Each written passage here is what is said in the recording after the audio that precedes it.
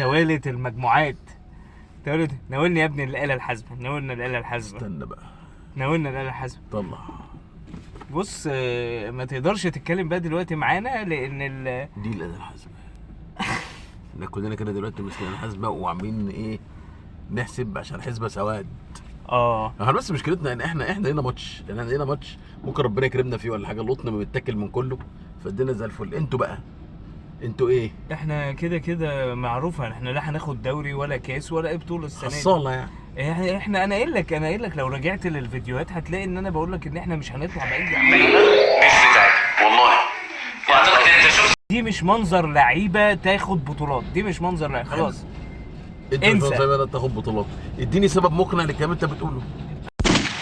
سبب التراجع. واي زملكاوي متفائل ان احنا هنعمل حاجه مع الترجي هناك في تونس وهنكسبه رايح جاي، ولا شباب بلوزداد هناك، لا لا لا مش منطقي خالص يا ابني. ليه التراجع ده موجود؟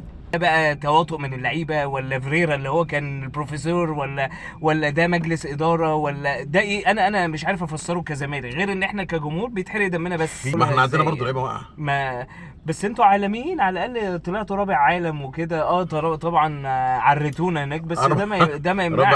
رابع عالم باربعات وكده وعادي يعني، ما حدش يقدر يتكلم معاكم لان انتوا في حته ثانيه بالظبط كده. احنا برضه راجعين بتراجع، عريتونا وعريتوا الكره المصريه. عرناكوا في ايه يا ابني انت؟ يا ريتكم ما تروحوا بقى. اكتر فرقه مشاركه واكتر فرقه ما عرفتش توصل نهائي. طب ما انا كل فرقه بتشارك بتوصل نهائي الا انتوا. طب ما هولندا بتشارك في كاس العالم عمرها ما وصلت نهائي. مش مهم كده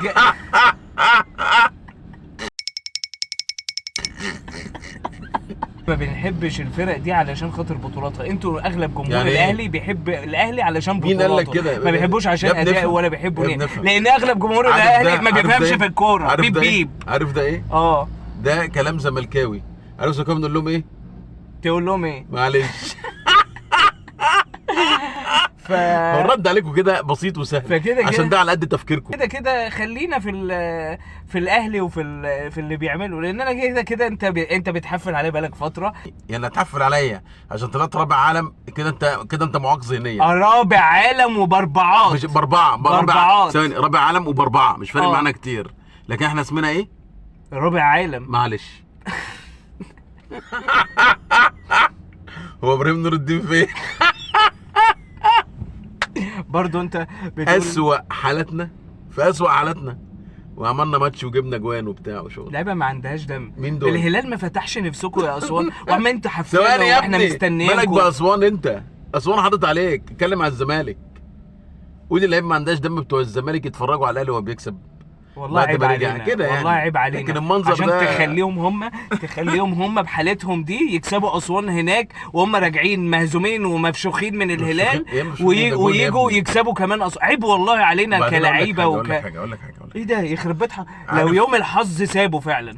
سابوا ابراهيم نور الدين بيلحقوا ولا ايه؟ مش فاهم. ده انتوا ملوك اللحقان. يا ابراهيم نور الدين ده اصلا عموما هو وقف ابراهيم نور الدين او استكماله هو كان مصلحه ليكوا انتوا. انا مصلحه لينا احنا كمزملكاويين هو ما يحكمش تاني. اللي عملوه في الماتش لا ما عملش اي حاجه. انتوا لا ايه يالا يخرب بيت سنينك ده، انتوا بتاكلوا مال اليتيم يالا يخرب بيتك. ايه ده؟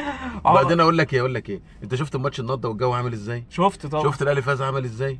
طبعا الامور دي كلها مضايقاك يعني طبعا كاي زملكاوي. معلش.